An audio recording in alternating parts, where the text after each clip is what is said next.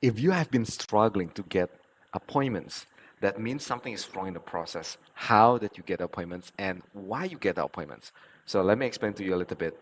When you are keep chasing new leads, new appointments, do you feel it's harder and harder? Do you feel the cost is getting more and more? And today I'm going to show you in the next 3 to 5 minutes how that you can generate high quality appointments without spending any new marketing budget, without spending a lot of marketing ads, like boosting some posts or even anything to do with social media and anything that you have to go through all money spending that is just going to increase your spend. How that you can start getting appointments by just doing the same thing what you have been doing, just one small tweak, and you can get more appointments. Excited to see? Let's get to it. So, for all of you that don't know me, my name is Andreas Budiman, and the past 7 years, I've been generating more than $3 million with my outreach skills. And I want to share with you how that I do it and how you guys can do the same. So you guys can get the same value and how you can implement it for your business. Okay? So most likely, you are not going to take any notes at this time. So if you want to get this PDF, just let me know and I will send to you by your email, and just let me know, message me on my email and comment below saying I'm ready. Then I'll send you a message on Messenger and you can send me your email. I'll send it to you. Okay. I'm going to help you out how that you can get more high quality appointments just by just doing the same thing and just adding on one simple thing to your process, to your sales process. Okay. So pay attention. I draw one triangle here, and this triangle is basically is going to give you the big answer how that you can achieve more appointments with just doing the same thing without spending new marketing budget, without have to spend more money on anything. Okay. So first thing first, you need to know something that's called prospecting. Prospecting is the only skill that gives you proactiveness in sales. You don't have to waiting for inbound things that is up and down, so quality is not the same, right? And you always have to chase new leads that is costing more and more. But if you have this prospecting consistently with the right strategy, you'll be able to get these new high quality appointments without have to wait for it. So how to get that? First of all, I want to let you know there is a prospecting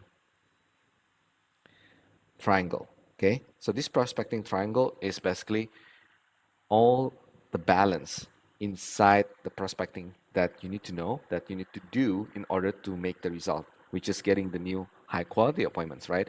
Prospecting triangle, it consists of three sections, right? Number one is about activity. Number two is about pipeline. Number three is about skill set. So if you are doing prospecting, you're reaching out to other people, you're following up, and even you can go back to the past clients you have and you can contact them back and tell them like, hey, we have some updates and this is the thing that we have, this is our offer that we have, and you can even convert them to become new appointments. Now, you don't have to spend anything, okay? So the activity that you need to do is that you need to be consistent, right? So the keyword is consistency. If you can be consistent with your activity, meaning you can measure it, right? But how you measure it is by using pipeline. Pipeline is the one that you can measure.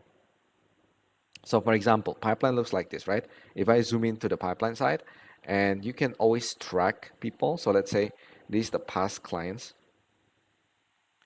Let's say you have past clients. You have person A, person B, person C, person D, and you can track like how much they spent with you. So let's say they're spending about 5K, they're spending about 10K, they're spending about $500, they're spending about $2,000, right? So you can see how much they spend with you, and then you can see what kind of offer that they have been taking before. So let's say person A, they take maybe like, sales offer that you have, and person B that another LKO, but it's 10K, so it doesn't make sense, right? So maybe the LKO that is more expensive, right? You get it like 100 LKOs, probably. And then the next person, $500 is just a small LKO, right? And then the D person D is the $2,000, maybe just the marketing offer, right? So when you sell them something, right, and they already be your client, you can reach out to them and actually you can offer them something else. But again, you need to get the right strategy. Now you can know what kind of value that they see, right? And this is the biggest part. If you can know what kind of value that they have been getting so far, then it will make more sense for them to get more value, right? So how that you can create an offer, even create an offer that will cater to all the things that they have been taking, right? So doesn't mean this offer has to be like all in one, but at least it is dominantly catering to person A, C, and D, for example, right? Because maybe person B already been like spending all the stuff with you, then maybe the person B already saturated. Like there's always something new in the value ladder. But let's say person A, person C, and person D, there's the potentially get more things from you, invest something from you. Then you can create an offer that makes sense for them to even invest more with you, right? This pipeline you can measure by a prospecting. You can reach out back to them and say that, hey, last time I saw that you getting this LKO, you getting this offer. How's it going now? What have been your challenges? What have been your implementation?